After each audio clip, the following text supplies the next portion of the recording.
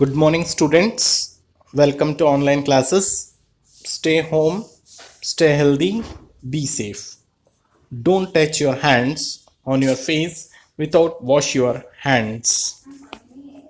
In previous class, we discussed about the term autotrophic nutrition and heterotrophic nutrition, and then how does amoeba obtain their food, and then how does that nutrition obtained in human beings, that is the digestive system of human beings, we are detailing discussed in previous chapter. Now we discussed about the respiratory system. In respiratory system, that is what is the respiration, types of respiration, what is the breathing mechanism of breathing, and then the process of respirations, how it takes place in our body. These are the topics we discussed now. Okay. Respiration. What is respiration? That is, respiration involves gaseous exchange, intake of oxygen from the atmosphere and release of carbon dioxide. That is called as a breathing. Okay, respiration में क्या क्या involve होता है? That is, oxygen ले रहे हैं हम atmosphere से और हमारी बॉडी से रिलीज क्या कर रहे हैं? Carbon dioxide. उसको हम ब्रीथिंग बोलते हैं, रेस्पिरेशन नहीं बोलेंगे. रेस्पिरेशन क्या बोलते हैं? देखो सेकेंड पॉइंट में दिख रहा है, break down of simple food in order to release energy inside the cell. That is called as a cellular respiration. Definition पूछेंगे तो रेस्पिरेशन का यही लिखना है, break down of simple food in order to release energy inside the cell. यानी हम जो food खाते हैं उसको ब्रेक डाउन करने के लिए ऑक्सीजन की नेसेसरी होता है. सो वो ब्रेक डाउन करके फिर उसके बाद एनर्जी रिलीज करता है हमारे बॉडी सेल के अंदर, बॉडी के सेल के अंदर. That is called as a cellular respiration. Human respiratory system. देखो ह्यूमन रेस्पिरेटरी सिस्टम में पार्ट्स देखना, कहाँ से एयर पैसेज एंट्री हो रहा है, वापस एग्जिट कैसे हो रहा है, इसी the parts of the human respiratory system है. देखो सबसे पहले हम जो एयर है वो जाता है नॉस्ट्रल, उसके बाद है नासल पैसेज, उसके बाद जाएगा नासल कैविटी, फिर उसके बाद फेरनेक्स, फिर उसके बाद लैरिंक्स, फिर उसके बाद ट्रैकिया, ट्रैकिया के बाद ब्रोंकाई, ब्रोंकाई के बाद ब्रैंक्यूल्स, उसके बाद एल्वियोलाई, उसके बाद ब्लड कैपिलरीज. ये जो पार्ट दिख रहा है ब्रोंकाई से लेके ब्लड कैपिलरीज, ये लंग्स का पार्ट है. ओके. बाकी का जो आपको नॉस्ट्रल यानी नोस में जो होल्स दिख रहा है उसको हम बोलते हैं नॉस्ट्रल, और नासल पैसेज उसके अंदर से जो एयर पास हो रहा है अंदर, तो उसके अंदर पैसेज बोलते हैं. और नासल कैविटी, उसके अंदर कैविटी आगे होकर कैविटी रहता है जो, फिर फेरनेक्स, फिर लैरिंक्स. सो लैरिंक्स वॉइस बॉक्स बोलते हैं, उसको हम लैरिंक्स बोलते हैं. उसके बाद रिंग्स ऑफ कार्टिलेज से बना हुआ रहता है जो ट्रैकिया. उसके बाद लंग्स पार्ट आ जाता है, ब्रोंकाई, ब्रोंक्यूल्स है, alveoli and blood capillaries. A pair of lungs is present in the human respiratory system. Okay. जैसे हम फूड लिए हैं, जब ऑक्सीजन के हेल्प से जो ब्रेकडाउन होता है, ग्लूकोज फॉर्मेशन होता है, वो ग्लूकोज ब्रेकडाउन होता है 3 कार्बन मॉलिक्यूल्स में. वो किस में ब्रेकडाउन होता है? In cytoplasm. जो 3 कार्बन मॉलिक्यूल्स में जो कन्वर्ट होता है उसको हम बोलते हैं पायरुवेट.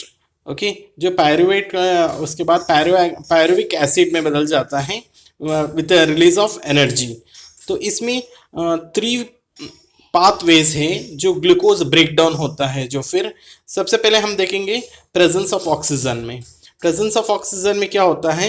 माइटोकॉन्ड्रिया के अंदर होता है. जैसे हमारे बॉडी के अंदर हर एक सेल के अंदर माइटोकॉन्ड्रिया है, जो वो माइटोकॉन्ड्रिया के अंदर जब ऑक्सीजन प्रेजेंस के कारण ग्लूकोज किस तरह ब्रेकडाउन होता है, उसमें ब्रेकडाउन होने के बाद क्या रिलीज करता है प्रोडक्ट? कार्बन डाइऑक्साइड रिलीज करता है, वाटर, और हमें बॉडी के अंदर एनर्जी को रिलीज करता है. This is the first pathway of breakdown of glucose. और सेकेंड है, देखना बीच में दिया हुआ है लैक ऑफ ऑक्सीजन है, वो लॉक लिखा हुआ है, लैक कर लेना, LAC के, लैक ऑफ ऑक्सीजन, यानी ऑक्सीजन की कमी के कारण क्या होता है. किस में होता है lack of oxygen? In muscles. Specially आप हैवी एक्सरसाइज करते हो या रनिंग करते हो, आपके मसल्स क्या होता है, देखो क्रम्प्स होने लगता है, क्रम्पिंग। क्रम्पिंग क्यों होता है? बिकॉज लैक ऑफ ऑक्सीजन के कारण। तो लैक ऑफ ऑक्सीजन के कारण होता है जो वो सो मसल्स के अंदर लैक्टिक एसिड फॉर्मेशन करेगा, लैक्टिक एसिड के साथ एनर्जी को रिलीज करेगा। ओके, नेक्स्ट है थर्ड है जो एब्सेंस ऑफ ऑक्सीजन में भी ग्लूकोज ब्रेकडाउन होता है। एग्जाम्पल है ईस्ट। सो ईस्ट के अंदर भी ग्लूकोज ब्रेकडाउन होता है और प्रोडक्ट क्या फॉर्मेशन होता है? एथेनॉल। सो एथेनॉल के साथ कार्बन डाइऑक्साइड रिलीज करता है और उसके साथ एनर्जी भी रिलीज करता है। This are the three ways, यानी डिफरेंट पाथ वेज, जैसे प्रेजेंस ऑफ ऑक्सीजन में और लैक ऑफ ऑक्सीजन में और एब्सेंस ऑफ ऑक्सीजन में जो ग्लूकोज किस तरह ब्रेक डाउन होता है बोल के बताया गया है इस पिक्चर्स में। आपको ये पूछ सकते हैं कि what is the end product is formed during the break down of glucose in the absence of oxygen. जब एब्सेंस ऑफ ऑक्सीजन में क्या एंड प्रोडक्ट फॉर्मेशन हो सकता है, आपको ये याद रखना है। एथेनॉल है, फिर कार्बन डाइऑक्साइड और एनर्जी। और लैक ऑफ ऑक्सीजन का एंड प्रोडक्ट पूछेंगे तो लैक्टिक एसिड प्लस एनर्जी। और प्रेजेंस ऑफ ऑक्सीजन किस में प्रेजेंस ऑफ ऑक्सीजन में होता है? माइटोकॉन्ड्रिया के अंदर। और वो प्रोडक्ट एंड प्रोडक्ट क्या फॉर्मेशन होगा? Carbon dioxide, water and energy. ये है जो ब्रेक डाउन ऑफ ग्लूकोज का। ओके, एक एक्टिविटी है ये जो हम सारे जो रिलीज करते हैं कार्बन डाइऑक्साइड के। एक एक्टिविटी कैसे हम पता करेंगे कि हम कार्बन डाइऑक्साइड ही रिलीज कर रहे हैं? जैसे एक टेस्ट ट्यूब लेना है और टेस्ट ट्यूब के अंदर लाइम वाटर लेना है और लाइम वाटर लेने के बाद एक आपको स्ट्रॉ ले सकते हो। स्ट्रॉ के हेल्प से आप अपना माउथ में स्ट्रॉ रख के उसमें ब्लो करना है एयर को। जैसे ब्लो करेंगे ये जो लाइम वाटर है ना वो किस में चेंजेस हो जाएगा? मिल्की, मिल्की में कलर में चेंज हो जाएगा। जब मिल्की में चेंज हो जाएगा ये बताता है कि ये कार्बन डाइऑक्साइड प्रेजेंस है। अगर कार्बन डाइऑक्साइड का टेस्ट भी पूछेंगे ना तभी भी हम ये देख सकते हैं कि मिल्की वाटर, लाइम वाटर को लेके हम उसमें कार्बन डाइऑक्साइड पास करेंगे तो किस में कलर चेंज हो जाएगा? मिल्की कलर में चेंज हो जाएगा। This is the test of carbon dioxide. हम भी रिलीज कर रहे हैं जो कार्बन डाइऑक्साइड का जो टेस्ट है इसी एक्टिविटीज के थ्रू किया है। ओके, मिल्की में चेंज कलर, मिल्की में कलर चेंज होता है, ये याद रखना है। ओके, अब देखेंगे types of respiration. There are two types of respiration, that is aerobic respiration and aerobic respiration. Aerobic respiration means the respiration takes place in the presence of oxygen. Oxygen के presence में जो respiration होता है उसको हम बोलते हैं aerobic respiration. और anaerobic respiration means the respiration takes place in the absence of oxygen. जो एब्सेंस ऑफ ऑक्सीजन में जो रेस्पिरेशन होता है उसको हम बोलते हैं एनारोबिक रेस्पिरेशन। और एरोबिक में सेकंड देखो, अक्कर्स इन माइटोकॉन्ड्रिया। किस में होता है एरोबिक में?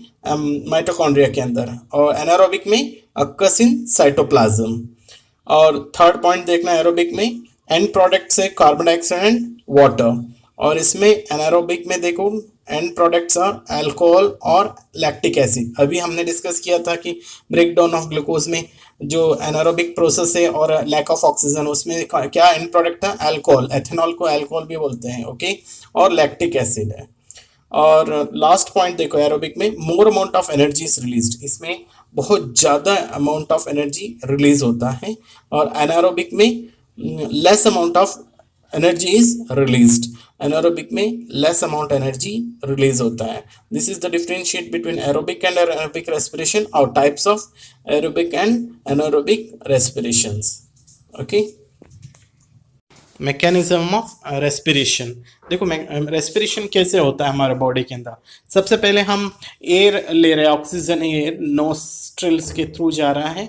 सो उसके अंदर नोस्ट्रिल्स के अंदर क्या होता है? फाइन हेयर्स प्रेजेंट होता है, छोटे छोटे फाइन हेयर्स प्रेजेंट होता है। तो वो क्या करता है? फिल्टर्स द एयर, उसमें फिल्टर करता है। कैसे? हमारी जो नेसल पैसेज में लाइनिंग ऑफ म्यूकस होता है। म्यूकस क्या होता है? तो जेली लाइक सब्सटेंस होता है जो वो क्या करता है? डस्ट पार्टिकल से जो वो सारा उसके अंदर स्टिक हो जाता है, चिप जाता है क्योंकि वो जलीला एक सब्सटेंस होता है, इसीलिए उसके अंदर चिप जाता है। फिर इस तरह से एयर को क्या करता है, फिल्टर करता है। फिर उसके बाद जैसे एंट्री होता है नॉस्ट्रल से, नेसल पैसेज से, फिर जाएगा फैरनेक्स में। सो फैरनेक्स के थ्रू जाने के बाद लार्नेक्स में जाएगा जो वॉइस बॉक्स में। सो लार्नेक्स में जाने के बाद ट्रैकिया में जाएगा। ट्रैकिया के अंदर क्या होता है, रिंग्स ऑफ कार्टिलेज होता है। रिंग्स ऑफ कार्टिलेज क्या हेल्प करता है, वो उस कार्टिलेज बोन से बना हुआ है जो कोलैप्स होने नहीं देता है, एयर को कभी भी कोलैप्स नहीं होता है, होने नहीं देता है। फिर okay, so that is the important topic है जो रिंग किससे बना है ट्रैकिया बोलेंगे तो रिंग्स ऑफ कार्टिलेज। उससे क्या मेन फंक्शन है पूछेंगे तो it helps to protect from the collapse of air। Okay, so this is that point of trachea. उसके बाद लंग्स के अंदर एंट्री होता है ब्रोंकाई में। सो ब्रोंकाई है डिवाइड हो जाता है। सो ब्रोंकाई के बाद ब्रोंकियोल्स। सो ब्रोंकियोल्स क्या करता है, वो ब्रोंकाई सब डिवाइड हो जाता है, उसको हम बोलते हैं ब्रोंकियोल्स। सो सारे बहुत सारे ब्रांचेस बन जाता है ब्रोंकियोल्स का। तो ब्रोंकियोल्स का एंड पार्ट में होता है जो एल्वियोलाई प्रेजेंट होता है, हम उसको एयर सैक बोलते हैं। सो वो एयर सैक उसके अंदर एयर फिल हो जाता है तो बैलून जैसे फूल जाता है फिर, तो इसीलिए उसको हम एयर सैक बोलते हैं। किसको, एल्वियोलाई को। फिर ओके, उसके बाद हम एल्वियोलाई से फिर ऑक्सीजन जाता है ब्लड में। ब्लड के अंदर जो हीमोग्लोबिन के अंदर मिक्स हो जाएगा आरबीसी के अंदर, फिर वो ऑक्सीजन जाएगा इसके अंदर सेल्स के, ब्लड सेल्स के अंदर चले जाएगा, ब्लड वेजल्स के अंदर जो टिश्यूज के अंदर ब्लड वेजल्स के अंदर पहुंचा देगा फिर वो ऑक्सीजनेटेड ब्लड। ओके, अगेन जो ऑक्सीजन में जो भी एक्टिविटीज़ होता है, मेटाबॉलिज्म एक्टिविटीज़ होता है जो, फिर उससे क्या होता है, कार्बन डाइऑक्साइड रिलीज करता है सेल। तो वापस सेल कार्बन डाइऑक्साइड रिलीज करा है जो, वापस वो कार्बन डाइऑक्साइड को ब्लड लेके आएगा एल्वियोलाई की तरफ। देन एल्वियोलाई से लेके आएगा, डिजोल्व हो जाएगा ब्लड के अंदर कार्बन डाइऑक्साइड, एल्वियोलाई तक लेके आएगा। एल्वियोलाई से अगेन सेम ब्रोंकियल्स की तरफ लेके आएगा, ब्रोंकियल्स से फिर उसके बाद अगेन जाएगा जो ब्रोंकाई में, फिर ब्रोंकाई से ट्रैकिया में, ट्रैकिया से अगेन जाएगा लार्नेक्स, लार्नेक्स से फैरनेक्स, फैरनेक्स से नॉस्ट्रल, नॉस्ट्रल से बाहर निकाल देंगे कार्बन डाइऑक्साइड। इस तरह से जो पूरा प्रोसेस होता है, सो इसके अंदर रेस्पिरेशन प्रोसेस के अंदर जो इनहेलेशन प्रोसेस होता है और एक्सहेलेशन प्रोसेस होता है। तो इसमें जब ये जो इनहेल करते हैं ऑक्सीजन को क्या होता है और एक्सेल करते हैं तो हमारा डायाफ्राम क्या सिचुएशंस में होता है। सो ये अब देखेंगे हम। देखो इनहेलेशन में प्रोसेस में क्या होता है, देखो इनहेलेशन में इसमें चेस्ट कैविटी एक्सपेंड होता है। जैसे आप ऑक्सीजन लो, देखो चेस्ट कैविटी इंक्रीज होता है और रिब्स लिफ्ट अप, यानी रिब्स ऊपर आएगा और चेस्ट बाहर निकलता है फिर। और डायाफ्राम क्या होता है, it become flat in shape.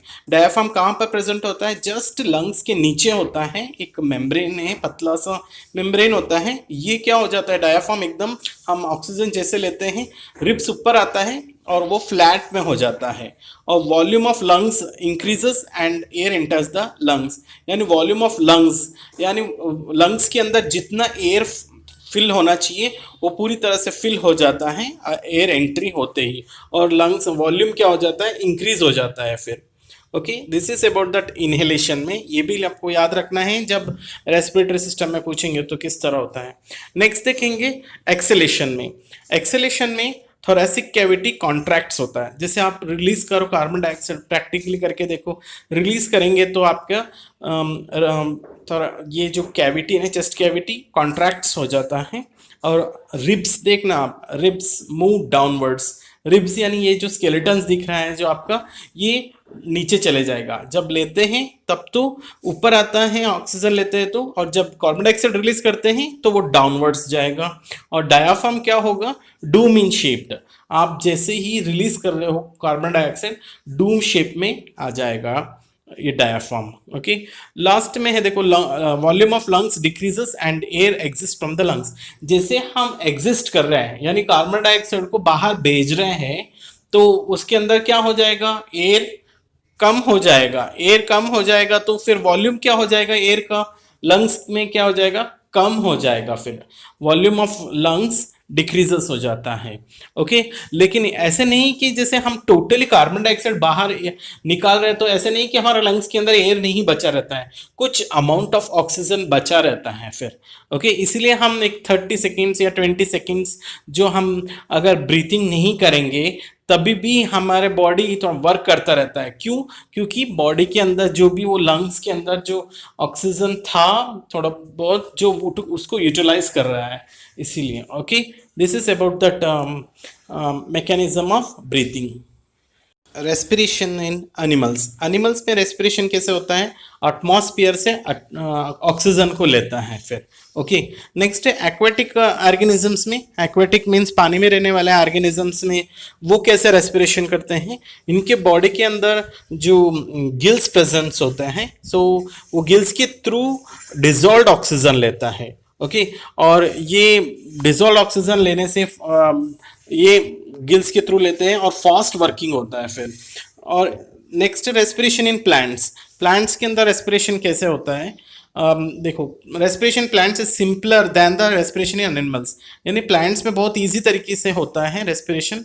Gases exchange occur through, देखो गैसेस किस तरह एक्सचेंज होता है, मैंने आपको ऑलरेडी बताया है, स्टोमेटा इन लीव्स, लीव्स के अंदर स्टोमेटा होता है, सो उसके थ्रू एक्सचेंज होता है गैसेस।